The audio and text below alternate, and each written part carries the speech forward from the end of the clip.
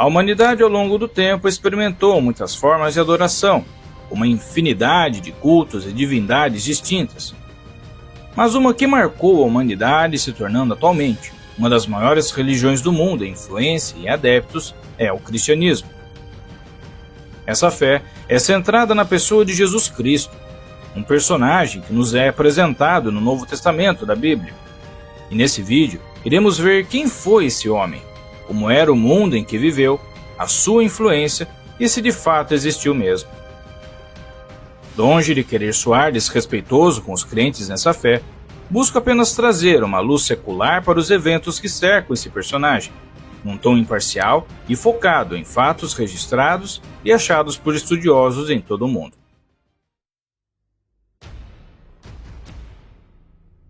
Jesus Cristo, ou Jesus de Nazaré, viveu por volta do início do primeiro século da nossa era, e foi um judeu carismático que percorreu da Galileia, no norte de Israel, até Jerusalém, mais ao sul, levando para as pessoas comuns mensagens reconfortantes e até certo ponto polêmicas para a época. O foco de sua pregação era a iminente intervenção do Deus dos judeus, Yahvé ou Javé, nos assuntos humanos, e quando Deus estabeleceria seu reino na terra. O nome Jesus era uma forma grega para o nome hebraico Josué, que significa aquele que salva. E ao título Cristo, que também é grego, vem do termo hebraico Meshiá, ou Messias, que significa ungido, onde a unção fazia parte do ritual de coroação dos reis judeus, e era um sinal da aprovação divina para o entronizar desses reis. Jesus, ou Cristo, foi abreviado com o tempo para Jesus Cristo, começando com as cartas de Paulo nas décadas de 50 e 60 do primeiro século da nossa era.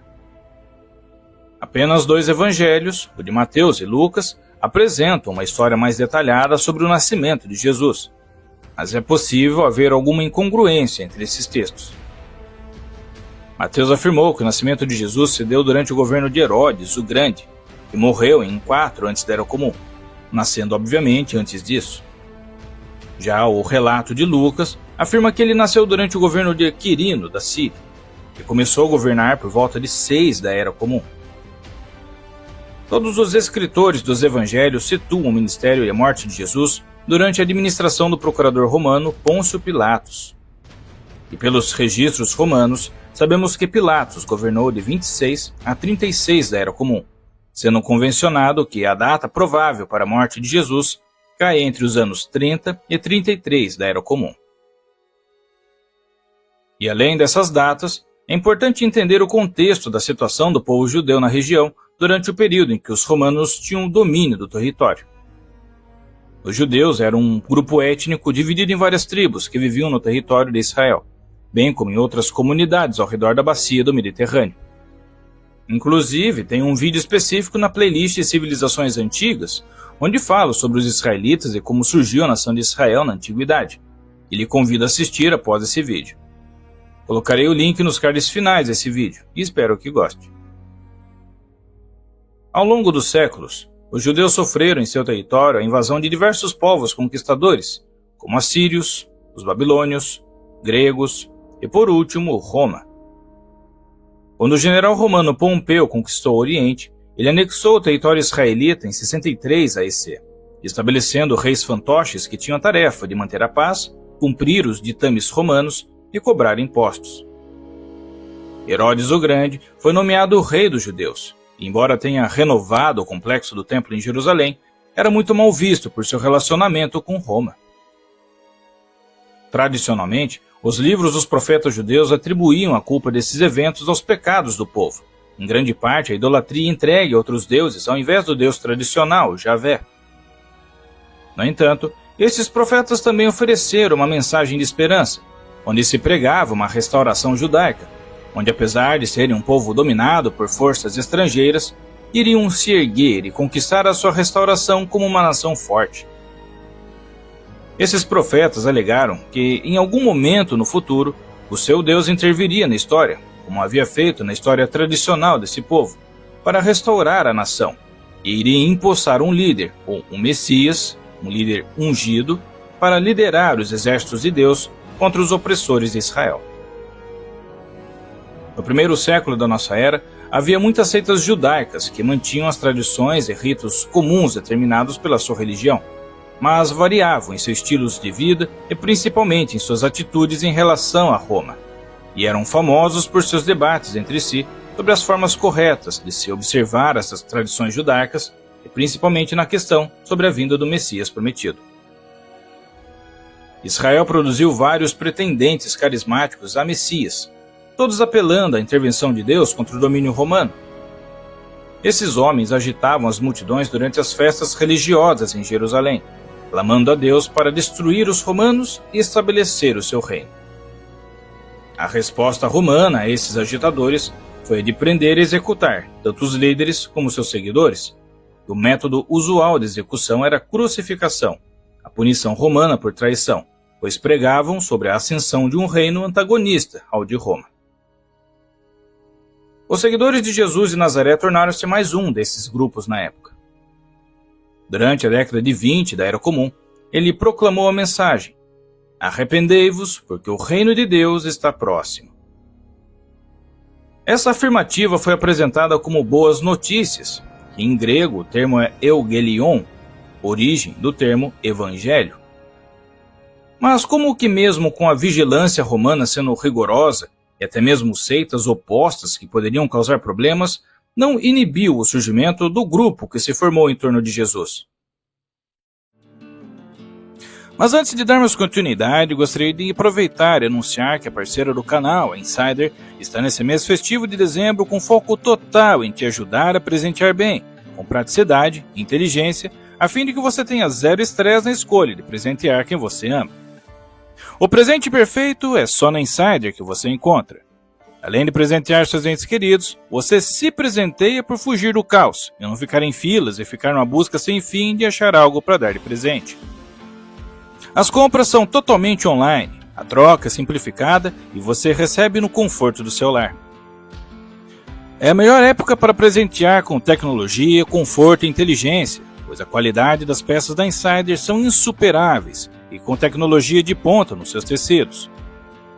Escolher a Insider é algo mais que inteligente, é algo que te beneficia com um bom investimento, onde você consegue presentear com até 30% off, somando os descontos do site com o meu cupom História Geral, e ainda tem mais 20% de cashback na loja da Insider. O link exclusivo para os que estão assistindo esse vídeo está na descrição do vídeo e no primeiro comentário fixado.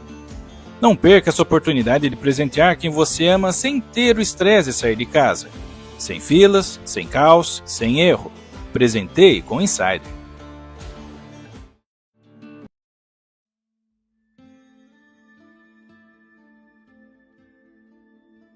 A partir desse ponto, os únicos registros sobre a vida e sobre as atividades e pregações de Jesus encontram-se no Novo Testamento, na Bíblia. E usaremos esses textos como referências. E de acordo com esses textos, o ministério de Jesus começou depois que ele foi batizado por um homem conhecido como João Batista. O batismo significava um ritual simples de se submergir em um corpo de água, ensinando um ritual de renascimento. João Batista estava utilizando simbolicamente esse ritual em pessoas que professavam arrependimento de seus pecados. Mais para frente, na linha do tempo, nota-se que o ritual do batismo foi um dos primeiros rituais cristãos, e tornou-se parte da iniciação dos crentes para ingressar nas comunidades. O Evangelho de Marcos foi escrito por volta de 70 da Era Comum, e apresenta Jesus como um exorcista carismático, um pregador itinerante, considerado como tendo dons especiais de Deus, operando através do Espírito Santo de Deus, como os profetas de Israel fizeram no passado. O Jesus de Marcos viajou pelas pequenas cidades e vilarejos da Galiléia, trazendo sua mensagem de que a previsão dos profetas sobre os dias finais era iminente. De acordo com Marcos, Jesus ensinava por meio de parábolas, que utilizavam conceitos e detalhes do cotidiano para ensinar por meio de exemplos. Ele chamou também 12 discípulos ou apóstolos para constituir um círculo íntimo, simbolizando a restauração das 12 tribos de Israel. De acordo com Marcos e os demais evangelhos, fica evidente que a liderança judaica, composta principalmente pelos fariseus, pelos escribas e pelos saduceus, se opunham aos ensinamentos de Jesus desde o início de seu ministério. Jesus e seus discípulos viajaram para Jerusalém para celebrar a festa da Páscoa. E quando Jesus foi ao monte do templo, ele interrompe os serviços dos vendedores de animais e dos cambistas, os acusando de blasfemar o solo sagrado do templo. Segundo Marcos, foi esse evento que levou à morte de Jesus. Depois de celebrar a refeição da Páscoa com seus discípulos, que se tornaria o ritual cristão da última ceia, Jesus e os discípulos caminharam até o Monte das Oliveiras para orar. Marcos relatou que foi ali que um de seus discípulos, Judas, traiu Jesus às autoridades judaicas, de modo que ele foi preso. Os evangelhos relatam uma série de julgamentos noturnos e matinais diante de diferentes grupos, como o Sinédrio, o Conselho Governante de Jerusalém e pelo sumo sacerdote, e todos eles condenam Jesus por blasfêmia, mesmo os registros evidenciarem uma presente inocência de Jesus, sendo que, depois desses julgamentos, esses líderes o entregam às autoridades romanas, esperando a tão conhecida punição romana contra os agitadores. Jesus foi executado numa tarde de sexta-feira. Por causa da tradição de não se trabalhar no sábado, as mulheres não podiam ir no túmulo até domingo de manhã para terminar os rituais fúnebres. Foi então que seus seguidores afirmaram que o corpo de Jesus havia desaparecido, que ele havia sido ressuscitado dentre os mortos por Deus. Em consequência, foi feita a afirmação de que Jesus ascendeu corporalmente ao céu.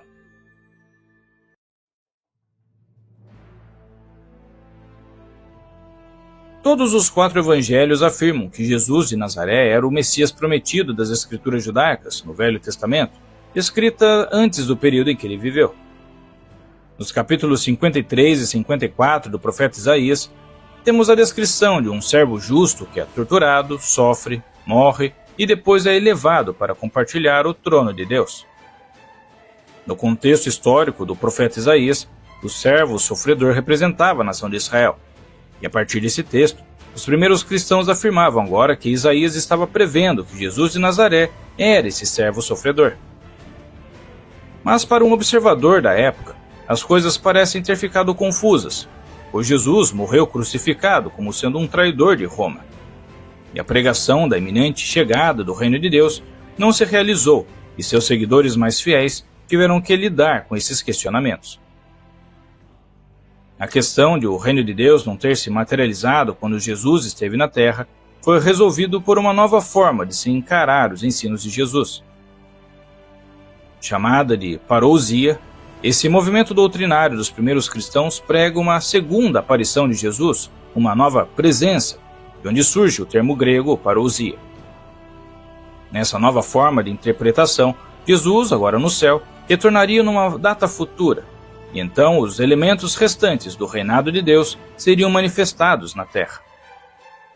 Esta convicção permanece central para o cristianismo, onde os detalhes foram delineados no livro de Apocalipse de João de Pátimos.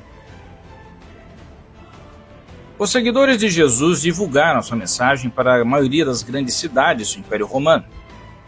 Surpreendentemente, os não-judeus, chamados de gentios, aceitaram essa nova fé, mesmo que para isso eles tivessem de seguir algumas das leis judaicas, como não comer carne que contivesse sangue, se abster de práticas sexuais consideradas inadequadas, como o incesto, e cessar a idolatria aos deuses tradicionais do Império Romano.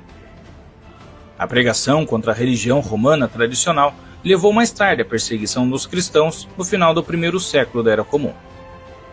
Futuramente, pretendo fazer um vídeo onde narro como foi o surgimento e propagação do cristianismo no primeiro século até os nossos dias. Por isso, não deixe de se inscrever e ativar o sino de notificações para não perder os próximos vídeos. Lembrando que eu publico vídeos novos todos os domingos às 14 horas.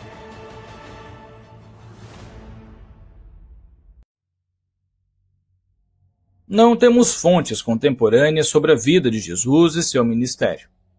Ao contrário da crença popular, os evangelhos não foram escritos pelos apóstolos de Jesus, que teriam testemunhado toda a trajetória dele. Na verdade, os evangelhos foram feitos em cerca de 60, 100 anos depois da época de Jesus. O pano de fundo da sociedade judaica na época em que foram escritos os evangelhos remonta ao período da revolta judaica contra Roma, na chamada Primeira Guerra Judaico-Romana, de 66 a 73 da Era Comum, que terminou com a destruição de Jerusalém e do Templo. Isso acabou sendo atribuído posteriormente pelos cristãos como uma punição aos judeus pela rejeição de Jesus como Messias. Os escritores dos evangelhos distinguiam entre seus judeus convertidos e os judeus rebeldes, apresentando a morte de Jesus como resultado de diferenças religiosas com a tradição religiosa judaica. As primeiras fontes não cristãs de Jesus são encontradas nas obras de Flávio Josefo, um importante judeu com cidadania romana que testemunhou a revolta e a queda de Jerusalém. Ele escreveu vários volumes sobre a história dos judeus e que foram preservados pelos cristãos, e essas obras relatavam a história da morte de João Batista e da execução de Tiago, irmão de Jesus, no ano 62 da Era Comum. Há também uma passagem controversa no texto de Josefo em sua obra Antiguidades Judaicas, chamada Testimonium Flaviano. Esse texto, testemunho, reconhece Jesus como Cristo, mas, mesmo assim, permanece controverso, pois em nenhum outro lugar de seus escritos Jesus é mencionado novamente. Os estudiosos modernos debatem se essa seção foi adicionada posteriormente por um escriba cristão. As primeiras fontes romanas vêm dos escritos posteriores de Josefo. Plínio, o jovem, governador da Bitínia, escreveu ao imperador Trajano sobre as características das seitas cristãs por volta de 110 da Era Comum. O historiador Tácito e Suetônio relataram a história da perseguição que Nero perpetrou aos cristãos em Roma após o grande incêndio em 64 EC. Tácito refere-se a Cristo e a sua execução por Pilatos no livro 15 de sua obra Anais. E os acadêmicos geralmente consideram que a referência de Tácito à execução de Jesus seja simultaneamente autêntica e de valor histórico enquanto fonte independente romana. Historiadores modernos também se debruçam sobre o misterioso homem da Galiléia. O estudioso Mark Alan Powell escreve em seu livro Jesus como figura na história, como os historiadores modernos veem o homem da Galiléia, e diz assim: à medida que os historiadores revisam essas fontes, eles aplicam uma variedade de critérios para determinar qual fonte deve receber mais legitimidade. Obviamente, a data e a derivação da fonte é uma consideração primária. Como indicamos, nem sempre há unanimidade sobre esses pontos, mas os estudiosos geralmente se baseiam mais fortemente nas fontes que eles determinam serem as mais antigas. Não desprezar as evidências favoráveis e contras faz parte de um estudo honesto e não enviesado, onde a busca pelas certezas não deve sobrepujar as vontades emocionais de quem as busca. E é inegável que essa figura deve ter existido, não só porque a Bíblia disse, mas porque fontes seculares, como Tácito, confirmam isso. Não temos como provar em detalhes pela arqueologia se esse homem existiu e que fez o que é dito na Bíblia, mas os eventos posteriores conduzidos por seus seguidores podem ser considerados como evidências. Como figura histórica, não há absolutos sobre Jesus. Cada tradição religiosa, da católica a quaker, da pentecostal a budista, o percebe de forma diferente. Os estudiosos o viram como profeta, herói, senhor, mártir e rebelde, e essas incontáveis imagens variadas de Jesus influenciaram a história, as artes, a cultura e o pensamento político e social. E como a maioria das grandes lendas na história surgiram de uma forma singela e modesta, como a de Sargão da Cádia, Gilgamesh, Maomé e Buda e tantos outros, a história do homem de Nazaré evoca no imaginário humano o maior dos anseios da humanidade, que é paz, prosperidade, vida plena e felicidade. Todas essas que fazem parte das boas novas que Jesus pregou e se espalhou por todo o mundo até hoje. Espero que tenham gostado desse tema e que eu o tenha acrescentado algo de positivo. E se chegou até aqui, não esqueça de deixar um joinha no vídeo, de se inscrever e compartilhar com seus amigos. Isso apoiará o canal a crescer e levar para mais pessoas o nosso conteúdo. Deixe também um comentário sobre o que achou desse tema. E se quiser sugerir outros temas, ficarei feliz em colocar na minha lista de assuntos para o canal. Na descrição tem links para livros e cursos que talvez lhe interessem. Se gosta de ler, há uma biblioteca com alguns dos clássicos da literatura a preços bem acessíveis. Nos cards finais, deixei algumas sugestões de vídeos relacionados que talvez aprecie. Muito obrigado e até a próxima história.